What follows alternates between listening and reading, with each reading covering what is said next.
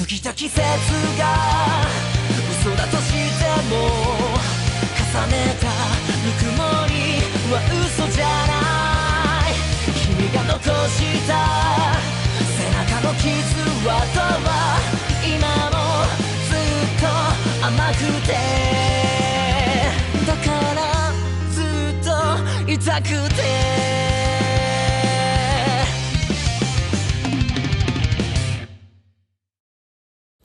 Yo, what it do, guys? Leon Mookie here, and I'm back with another chapter of The Radiant Hero of Light and Darkness. This is chapter 10.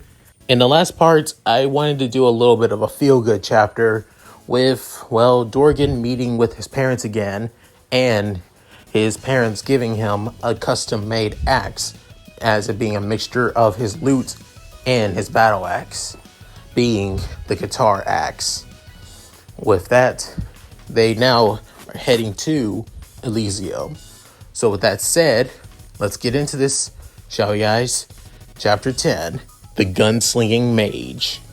So, right after meeting with Dorgen's parents, and also meeting with Dexton, seeing how things are going in Galio, and things are actually running a lot more smoothly, they begin organizing another tournament that's probably going to be coming up in the next couple of weeks. Not for the leader of Galio, of course, but at least just for fun, to announce, to show on who would be the strongest adventurer.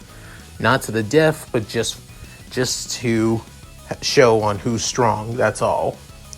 With the tournament taking time to organize and prepare for. With that, it would be a good time for Izuku and the others to head to Elysium. As they head to the Empire once again, they need to gather supplies by doing at least a couple of jobs and also helping out a couple of people as well. During this time, Izuku began realizing certain things that have been going on with Ymir and Sophia. Like, for example, on missions on where they decide to separate from the party a little bit, they always, are eager to join up with Izuku, then trying to join up with the others, actually. With even the guys are allowing this. With Izuku not wondering on why the hell are they allowing this. With, yes, he's pretty damn dense about girls having feelings for him whatsoever. So yeah, it's not because he's stupid. This is still an Izuku that hasn't realized his own self-worth. Remember, even though this is still an Izuku that's been berated over and over and over again until he teleported to Taltius, that was basically said that he's useless and will never become a hero because he's quirkless. Especially since he's 10, that will always stick with a child. Remember that, guys. So yeah, any rate, other than that, he still has no idea why the two females of his party and team keep on clinging to him. He's actually kind of glad that Kai is with him, though. As the missions they go on is gathering certain materials that they would need for the journey to Elysium, as the way to the Elysium capital, or rather, its only city, it extends to a massive ass desert. Well, not too massive, but pretty massive. As originally, it wasn't really a desert. It was originally a spot on where mages could test out their magic, but due to extended use of using certain types of magic, the landscape, the nature, and the ecosystem literally turned into nothing but a vast and empty desert, where new species of monsters began to roam around the newly formed desert, actually, and became a lot more treacherous. Due to this, new trading routes had to be made and traveling routes too for the Mage Kingdom. But even so, it's pretty easy to get lost in the desert even with these trade routes from time to time. So they need to make sure that they don't, well, lose any chance of getting lost. As they gather the necessary materials that they need, that being a magic carriage. A carriage that's able to be protected from that of the desert's hostile rays. Not only that, it's able to repel certain monsters from the desert as well. With gathering the materials and supplies that they need, they were finally able to make the carriage and ready to go off. With that, everyone is excited to see what the Mage Kingdom, especially Izuku of all people, is actually hyped with them moving to the Mage Kingdom. With that, the ride to the kingdom takes at least a little while, especially since, well, they're going to be traveling on the sand after all, and things can change in a sandy desert out, to be honest. With that, they take time with just telling stories and also just having a little bit of fun. And you could also guess that both Sophia and Ymir are basically, well, sitting side by side Izuku after all. Good thing that they got a bigger carriage for the journey, with Izuku feeling uncomfortable, wanting to pass the time with asking his master, as he'd been to Elysium before, with Volio taking a pause saying, "Unfortunately, no, I've never been to Elysium, not once." Within hearing this, everybody was shocked, with soon Edward saying, "Seriously, Teach? You, of all people, haven't been to Elysium? I have a hard time believing that." Hearing this from the half-elf blonde, Volio soon, remember, the kingdom only allows those who are mages. They only allow those of adventurers who are mages or skilled mages at that in. I may know magical martial arts, but I've never been truly good at using magic arts. Other than that, I've never been to the Elysium. So this is going to be my first time. So just like the rest of you, I'll actually be surprised once we get there. Hearing this, the whole party is actually looking forward that they all will have the same experiences and the same faces. With then Sophia saying, "I hear that the kingdom is quite advanced, that their magic arts and are able to enhance their technology farther than any other nation in Taltius. With their aid, we'll be able to take down the Demon Lord's army a lot more easier than just with Crystallis, Galio, or Vultus. We'll have way much more of an advantage." Hearing this, Izuku couldn't help but nod, but then saying, "However, we can't force the people to side with us. We just need at least some advantage from them to help us. Maybe we can actually find the technology that you're talking about and help aid us in battle. That's at least all we can do for now, Sophia." Hearing this, Sophia couldn't help but smile with her eyes closed, saying, "Aw, that's what I expect from you, my darling Izuku. Always thinking about other people's well-being. It's so sweet and kind." With then Ymir saying, "Will you knock it off? He's just being himself. Nothing too major, but it is quite sweet of you, Izuku, though." With Izuku saying, yeah, thanks." With soon Kai saying, "Master, if you feel uncomfortable, you could always switch with me. I don't mind." With both women looking at the former dark elf assassin with that of looks of death and don't you dare. With soon Kai just standing down saying, "I think I'll just stay here, if you don't mind, my master." With then Izuku saying, Sure. Thanks for offering, Kai, at least."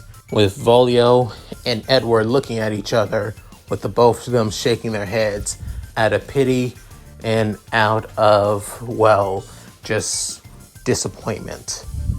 With then, as it's becoming nightfall, they think it's a good time to take a break, to actually start to camp out for tonight, which they gather at least a couple of camping equipment, just as they always do. But they have more prepared camping equipment for the desert.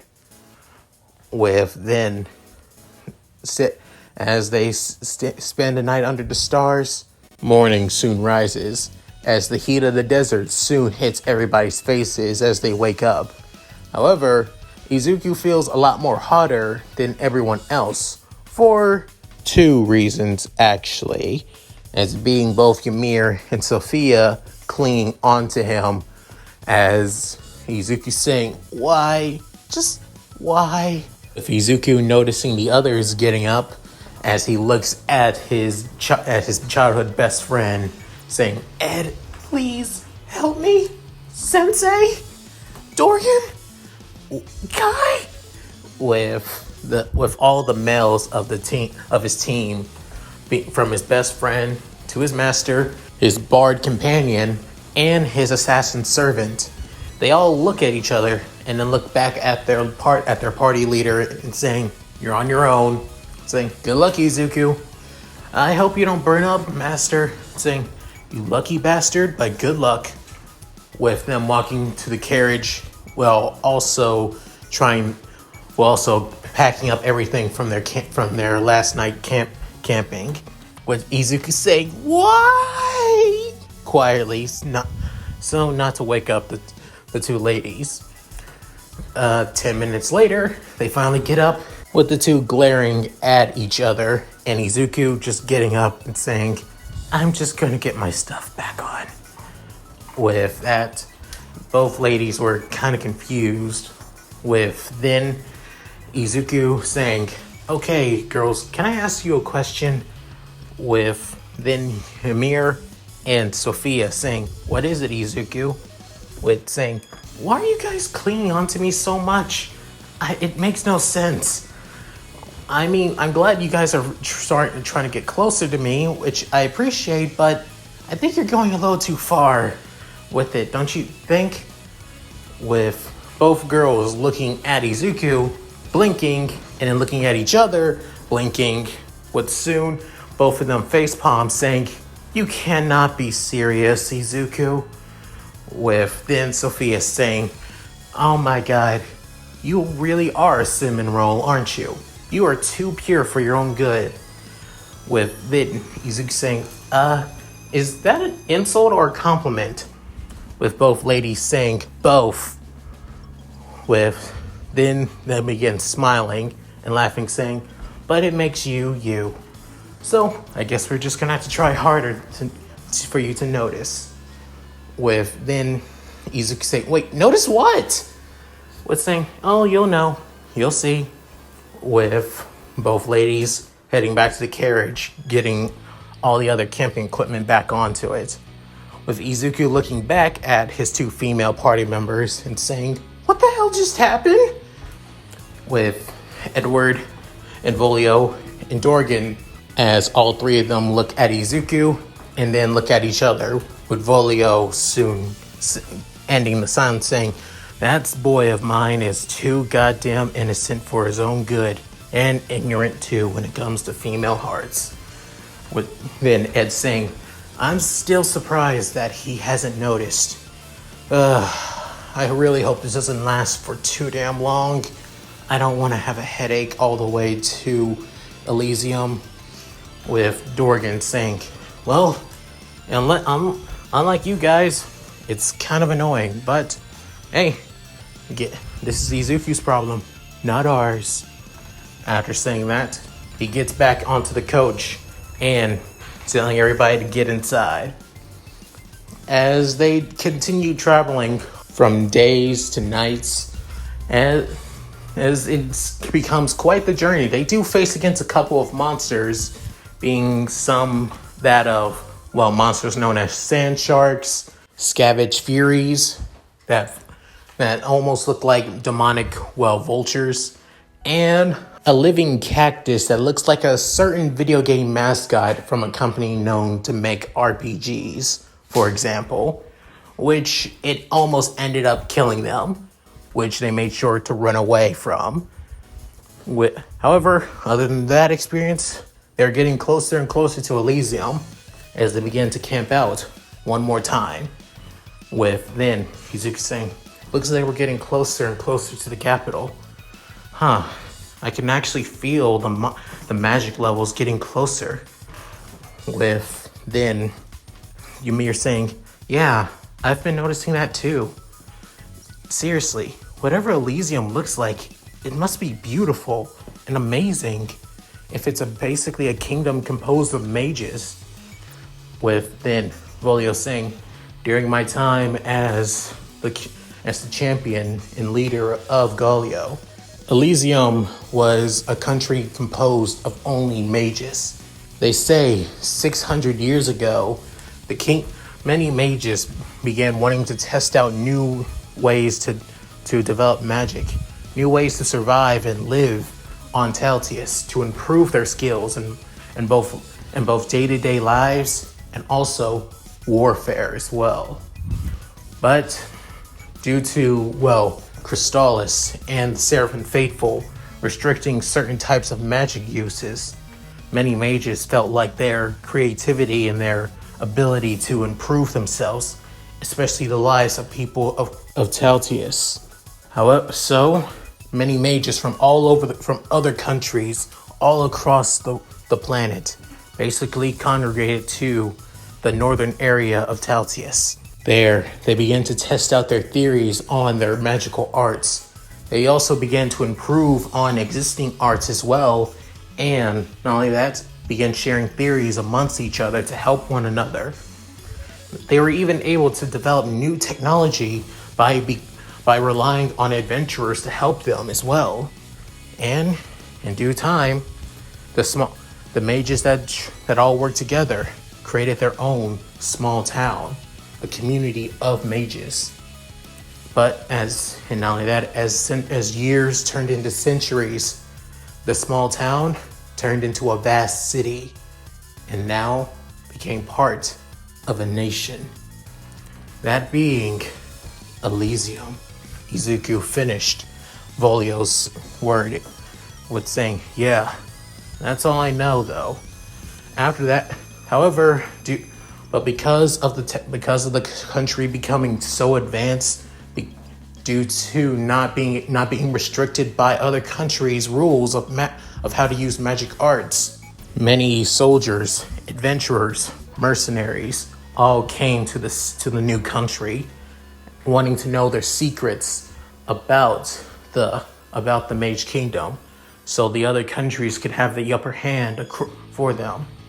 Knowing this, the leaders decided to develop a new magic, to put a new spell that would be able to keep the people safe from the world, but they would still support the world in trade of learning new magic skills and spells, also new magic items and weapons as well. But this was all to fund their greatest project, the project that will give them the upper hand against other nations. Turns out this project was known as Project Avalon. Other countries attempted to try to sabotage it because they were afraid on what it could be. However, the mages prepared for many sabotage and spies, and now they were able to eliminate them or traumatize them from ever leaking their secrets ever again. And soon after, Project Avalon was complete. But other than that, nobody else talks about it. They don't know what was Project Avalon to begin with. Even merchants that travel to this country have no idea, are basically contracted and obligated to not talk about the effects that Project Avalon has done, even to this day. With that, Izuku and the others are curious. They want to know on what the Mage City is hiding, or rather, what did they complete? With then Izuku saying, well, we'll know tomorrow. We'll be closer and closer to the city once we wake up early in the morning. So let's all get a good night rest. With everybody nodding, within Ymir and Sophia getting closer and closer to Izuku, with soon Izuku saying, I think the two of you should sleep in your own sleeping bags tonight, please. I don't want to burn up waking up again. With both girls not even listening to the green-eyed boy, as the guys couldn't help but sigh once more.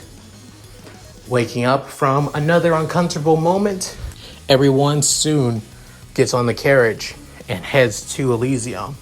However, certain things begin to rumble as Izuku can feel vibrations across the sand, with then Izuku saying, Dorgen, stop the carriage, now! With then Dorgen stopping, saying, whoa, what is it, Izuku? Saying, there's something out here, and I think it's been tailing us since we woke up. With then Volio saying, so I wasn't the only one who noticed it. I thought it was just me imagining things. But I guess I was right on the money as usual.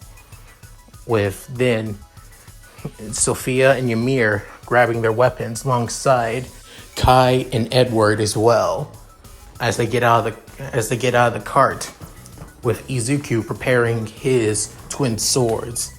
As he soon looks around, as he begins feeling around the sand, saying, it's shifting, but it's still moving as well. I can feel it. I just know it. However, it's moving too much throughout the sand, like it's one with the sand.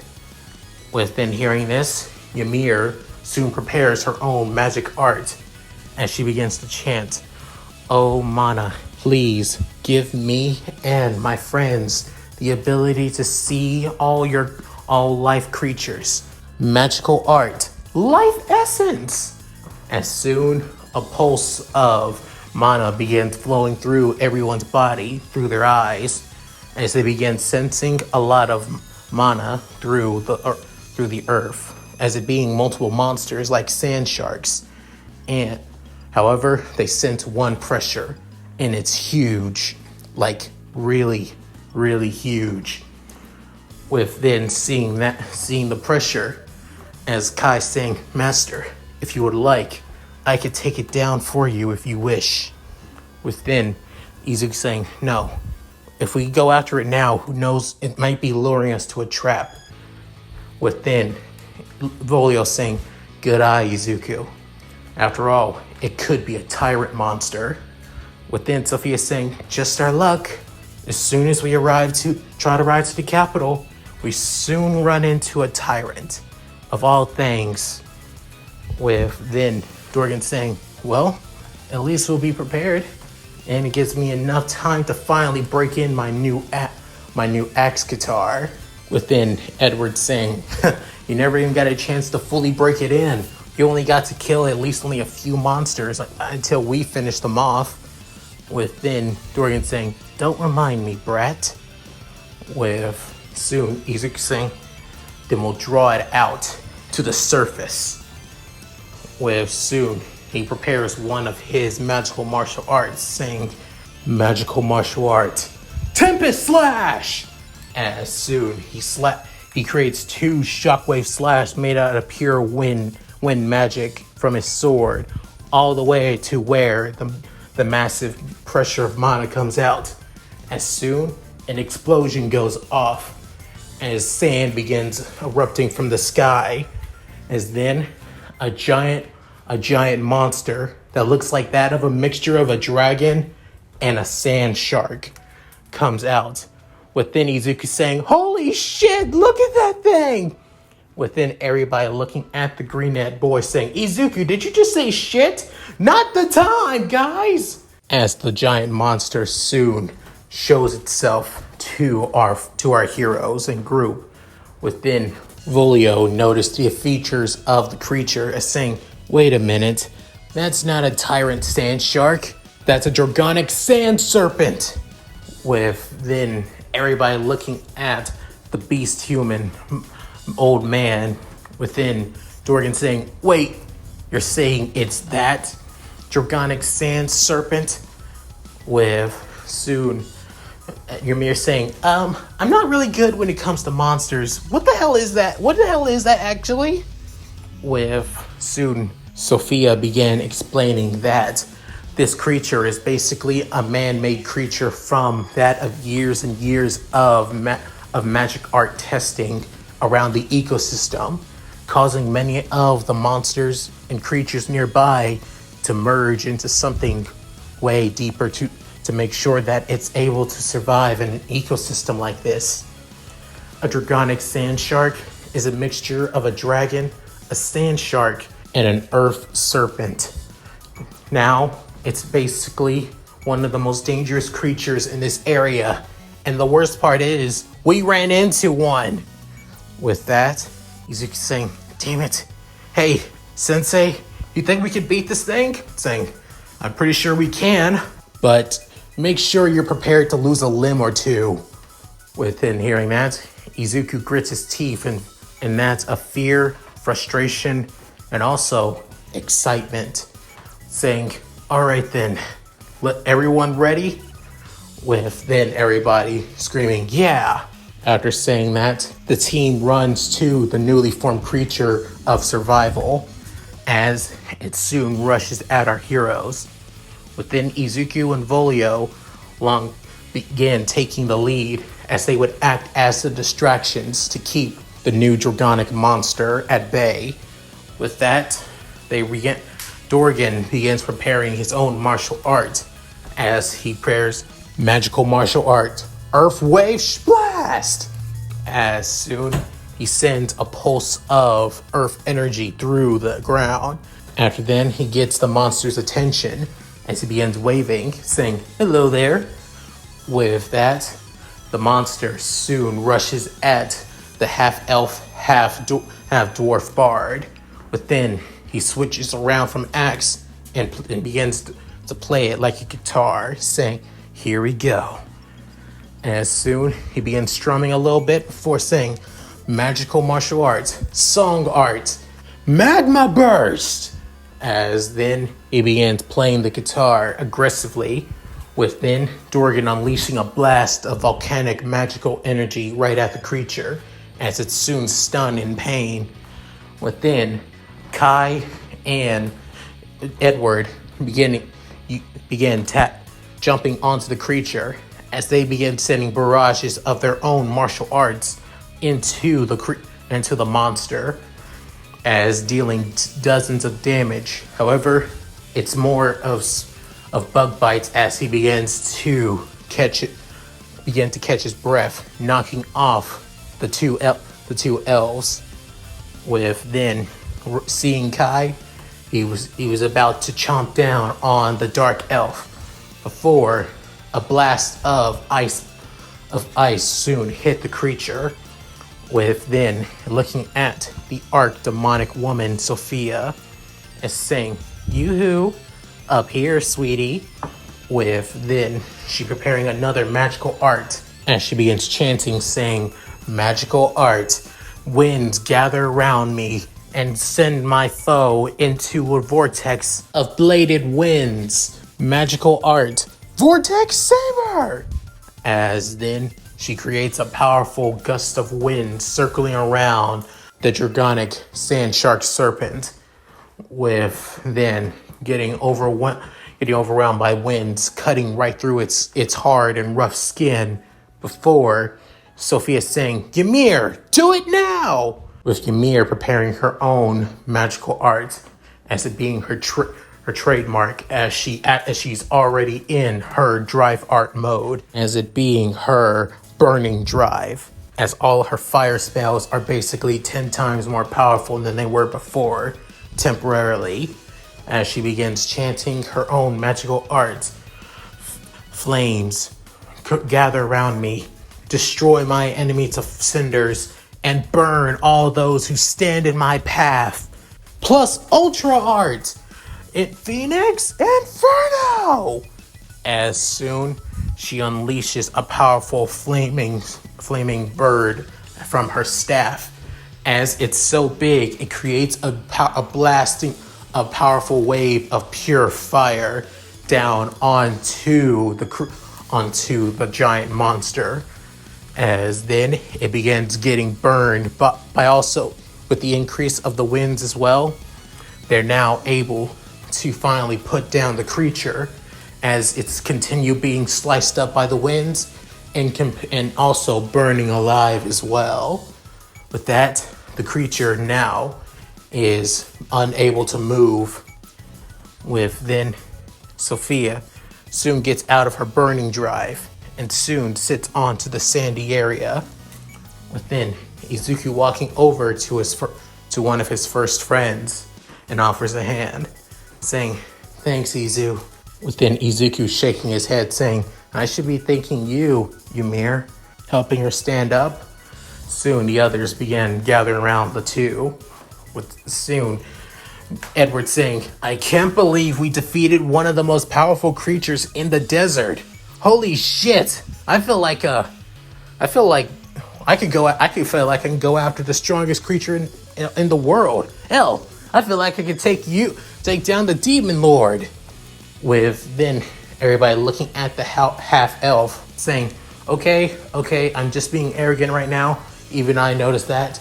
Don't need to look at me like that." With then Izuku saying, "Nothing wrong with that, Ed. To be honest, I'm feeling pretty confident myself." With soon Ed Volio saying, "Everybody get back, it's not dead yet," as the creature that was barely living by a thread gets back up and soon has that of a powerful roar before it jumps into the air, flying with its fin wings, before diving down onto our group of heroes, as it almost looks like it's about to swallow them all up. With then Izuku preparing to activate his radiant drive, and then also about to use his plus ultra art before something comes in between our heroes and the dastardly monster, as it being a small orb or something, as then it bursts into a blast of blue energy, as everybody can sense it, as it's pure mana. With that, soon they began hearing tons of unique sounds, tons of firing sounds. Before, Izuku heard that sound before when he was a kid, back in his own world, as it sounds like gunshots, but in a different way of gunshots. With then everybody began to see a figure wearing that of armored Kevlar all across their body, as they have that of a visor covering their face, and they look like they have something in their hand. As up close, far away, it looks like a wand. However, Izuku can see it, as it looks like that of a rifle. With then it begins firing tons of blue-like energy shots that almost seems like that, sounding like that of bullets, as it began raining down onto the dragonic sand shark serpent. As now the creature has noticed the new arrival, as it being one of the new ones that's been hurting it, which soon rushes at the new figure, within Izuku saying, "No, wait!" As the others scream out, "Izuku!" As Izuku rushing to the new person that was actually trying to help them out, as this person saying, "Magical art, air step." Saying this quietly, she soon activate a spell circle soon activates under her feet, as she begins stepping in air. Within the sand serpent noticing this too, as it tries to jump. Noticing this, the new figure prepares another shot, saying, "Magical art, meteor shot." As soon a powerful burst of magical energy begins drawing into the rifle-like wand, within pulsing through the creature's mouth, as it soon bursts out of its body. With soon it's in massive pain. However, it still will not stop, even after a powerful blast like that, and still wounded from its injuries from the others, Izuku decides, saying, "Magical martial art, lightning tiger blade!" As soon Izuku brings up his two swords before striking upwards into the serpent dragon before bringing him down as lightning begins crackling around his two blades into the creature's body. Within, it began feeling an immense pain and suffering from two powerful strikes that ends its life. But soon, it takes its final looks at the two figures that killed it, being Izuku and this mysterious ally. With then Izuku saying, "I can't believe it. It still had that much energy left even after taking a powerful burst of attack." Within the other person saying, "So many magical arts. It was able to withstand so much. It shows on how its survivability against magic has developed. However, that last spell, a mixture of that vortex blade and that new spell, it looked like that of a regular phoenix burst, but instead, I never seen a magical art like that. Tell me, who did that?"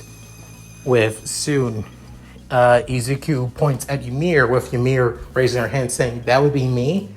But then looking at the brunette-haired woman with the white streak in her hair, saying, "Fascinating, fascinating indeed. Tell me, how did you improve that magical art?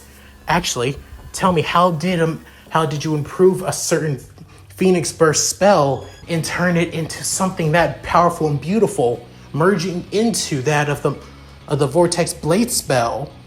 With then she's saying, "Please calm down.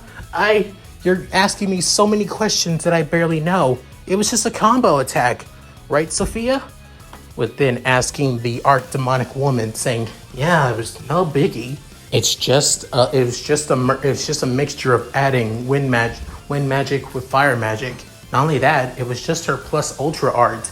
It's an art that Izuku developed and that we all made our own." But then saying, "Plus ultra art? I've never heard of anything like that." With soon Izuku saying, "Yeah, I'm the one that made that art. It's basically an art that goes beyond a person's limit, from martial art to magical art and magical martial art as well. However, it can only be activated once a person's in a drive art mode." But then hearing this from the green-eyed boy, walking over to him so fastly saying, "Fascinating, truly fascinating. I've never heard of an art that skilled and that powerful. And you developed it? Tell me, who are you?" But then Izuku introduces himself with soon. He also says that he's a hero summoned by Crystallis to help deal with the Demon Lord. Within hearing that, the person saying, "I see. So you're the fated hero that changed the Empire. I can't believe I'm actually meeting you. Huh. I would say that this is fate, but I do not believe in such things." With then Dorgen saying, "Huh. Mind me asking, are you a lady by any chance? Because your voice is quite feminine." With her saying, "Oh, yes, I am. I am a female. Why do you ask, sir?" Saying, "I'm just saying, your body attire. I have never seen combat gear like that before." As looking at her full Kevlar body, as she's saying, this equipment is made from anti-magic armor. It's basically regular clothes infused with leather armor. It's able to reflect any type of magic attacks. However, it's not always reliable, but it's comfy and it allows me to take care of things in battle. Nothing more and nothing less." Within hearing this, Volio saying, "Tell me, what's your name, young lady?" Hearing this, she soon removes a helmet as they begin noticing that she has that of animal ears, with then they all saying she's a beast human. With soon she removing goggles. Before she's saying, "My name is Maylene Lucas. It is a pleasure to meet you all, especially the hero's party. As for my occupation, I am a warrior gunslinging mage researcher for the Mage Kingdom of Elysium, and allow me to take you to my homeland." With that, everybody was taken back by that. With soon Izuku saying, "I would be grateful. Thank you for your help, Miss Lucas." Saying, "It is a pleasure, Sir Hiro Izuku Midoriya." With then they began hearing sounds, as it sounds like that of something humming. With then noticing the air saying, "It looks like she's finally returned." With then soon I began seeing that of a flying vehicle that looks, with everybody taken back by this, with even Izuku saying, "Wait, is that a flying car?" With saying, "A car? No, that is an aerial rider." "What is a car?" With Izuku saying, never mind. It's something in my world that's also used for vehicle transportation." But then Edward saying, "Wow, a flying carriage. You don't see those every day." With soon Volio saying, "So this must be one of the technologies of the Kingdom of Elysium. Quite interesting." With soon a person lands down.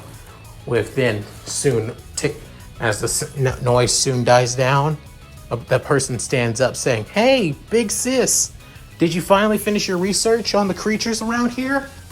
With her saying, "Yes, I've already finished. I was even able to meet these fine people, and they are wished for travel to Elysium." With her saying, "Oh, really? You guys, I think we got plenty of room, actually. You guys, if Big Sis is offering you guys a ride, I can't really disagree." With then hearing this, Izuku saying, "We are thankful for your hospitality and offer to help us get to your kingdom." But then Volio saying, "Any cost? I mean, we got plenty of gold if you're asking." With then she's saying, No, we're not asking for your gold. If you're the hero party, you have your reasons for coming to Elysium. We do not wish to cause any trouble to you at all." Hearing her sister, the girl in the magical vehicle, saying, "Wait, the hero party? Wait, which one of you is the hero?" With Izuku raising his hand, saying, "That would be me." With her saying, "Holy cow, the hero! Right in person. I must be the luckiest girl in the world if I'm able to meet him."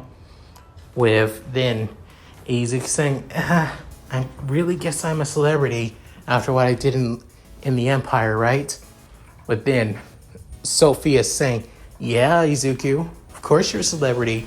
The hero that saved the Empire and liberated all its slaves.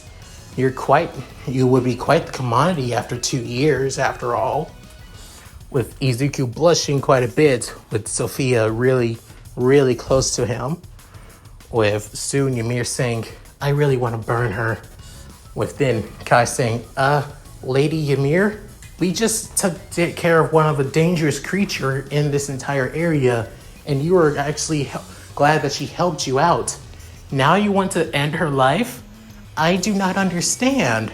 Saying this with his head tilted to the side, within Edward coming over to Kai, covering his ears, saying, "Everyone, we must make sure that Izuku's denseness does not infect Kai's personality as well. The kid is way too cute for his own good, too." Within, the guys began to nod. With that, Izuku and the others began riding to the capital of Elysium with their new companions. As the woman that's supposed to be Maylene's sister is Rydia, as she's also a demonic human, as both Maylene and her are wolf beast humans, actually. At least 1 hour after leaving the ground, they soon began to notice that they see something in the distance, something high into the sky. Within, they all began to notice something crazy, something that they never thought they would ever see in their lives.